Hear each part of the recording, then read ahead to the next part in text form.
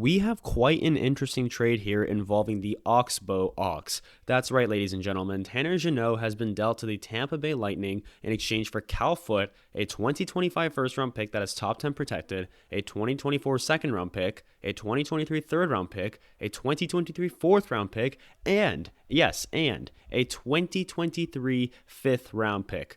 Oh my. Jeannot has become more recognized in the NHL for his physical presence, hence nicknamed the Oxbow Ox, as Oxbow is his hometown, and well, oxes are very fierce and aggressive animals.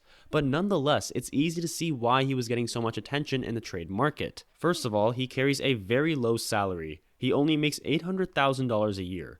Second of all, at such a low price, he manages to still chip in offensively while playing a grinder-like game. Look, I really like this move for Tampa, but are you seriously going to give up 5 freaking draft picks? And yes, not to mention Cal Foote? Sounds like a massive overpay in the trade, so let's discuss. Tanner Jeannot is 25 years old, he's 6'2" and 208 pounds, he's an absolutely massive guy.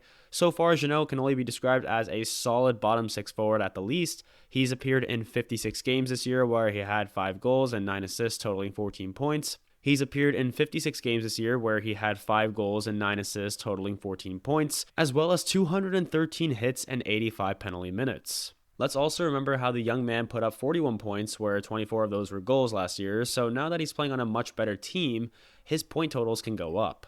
I think Jeannot is going to create a physical line with Ross Colton and Nick Paul on the third line.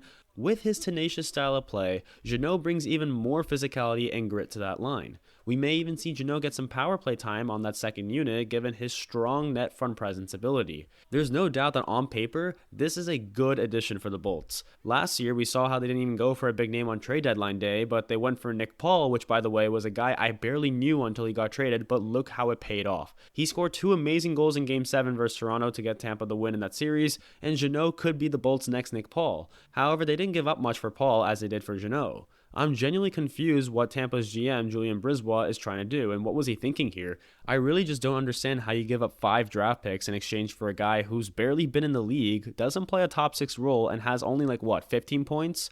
If this was for Meyer, it's not a horrible offer. I doubt the Sharks would take it, but it's at least a start. But for Tanner Jeannot, we're giving up a first, a second, a third, a fourth, and a fifth round pick? Crazy stuff here. But the really interesting part about this whole trade is that, I had a friend who helped me research Tampa trades in the past, and based on what we found, Tampa has rarely lost any of the trades they make. You think of any trades they've made in recent time. I'm thinking the Marty St. Louis trade. I'm thinking the Ryan McDonagh trade. Heck, forget about the Rangers. I'm thinking about the Tyler Johnson trade, for example. They don't really lose those trades.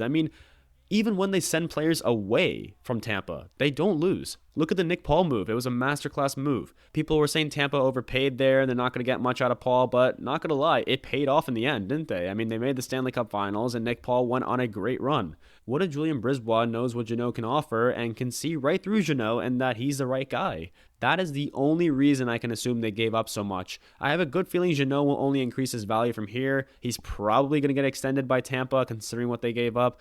But still, the return for Nashville is unbelievable. Expect Nashville's prospect pool to become much stronger over the next few years.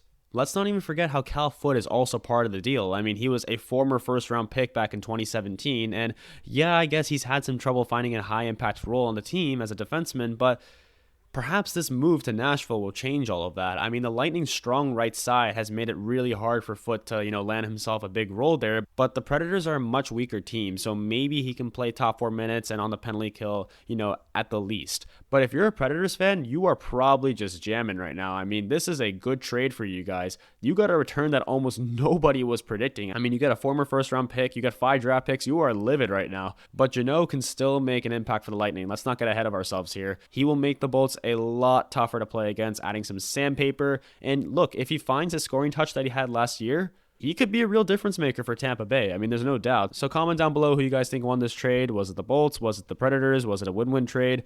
What do you guys think happened here? Otherwise, thank you guys for tuning in and have a wonderful day.